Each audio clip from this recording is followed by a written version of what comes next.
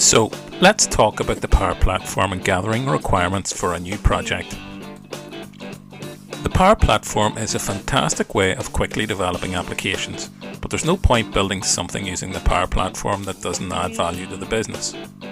Whether you're an experienced business analyst, solution architect or functional consultant, there are a variety of different techniques you can use to gather requirements. These techniques include document analysis. This is asking your business users for their documents and trying to understand them yourself. Brainstorming. Taking people into a room, either virtually or in person, to try to generate new ideas. Focus groups and interviews are a structured way of finding out what your stakeholders may want. Observation involves looking at how people work at the minute, or maybe standing in someone else's shoes for a day yourself. And surveys and questionnaires are a good way of getting feedback you can report on as a basis for developing a new solution. However, in this overview, I'm going to focus on using prototyping as a technique to kick off a Power Platform project. There are many benefits to introducing your stakeholders to the Power Platform using a prototype, and for me, it's one of the most effective ways of beginning a successful project. A prototype is a piece of software that, when demonstrated in a non-production environment or used during an analysis phase, delivers just enough functionality to get users thinking about what the real requirements are. It helps people to think about all their spreadsheets and existing systems and painful processes. The act of completing and demonstrating a prototype should try to spark motivation and become a springboard for defining requirements and delivering robust functionality aligned to the Power Platform. So, how can you convince your stakeholders that starting with a prototype is the way to go?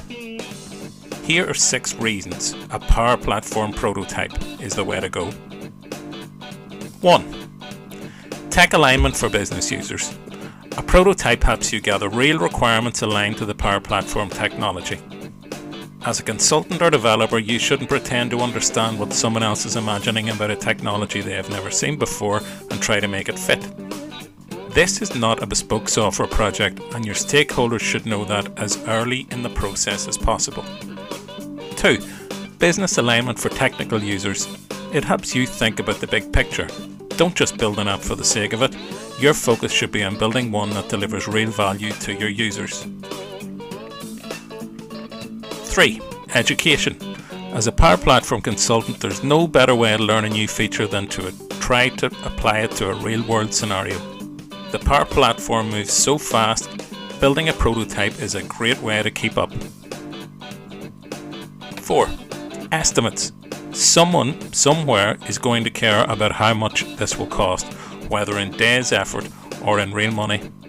Your experience building a prototype will provide valuable estimates into future tasks. Change management. The Kubler-Ross change curve is a model consisting of the various levels or stages of emotions which are experienced by a person undergoing a major change in their life. Stages include denial, anger, bargaining, depression, and acceptance. Demonstrating a prototype provides a valuable opportunity to get users past the first bump on the Kubler-Ross change curve, so that users can move past the shock and denial phase. 6. An early MVP. A prototype can turn into an early MVP. If you've experienced agile software development, you may have heard of the concept of a minimum viable product. This is a piece of working software that delivers just enough functionality to production to satisfy early users and which provides feedback for future product development. So, now that you know why building a prototype is the way to go, the best thing to do is go and get started.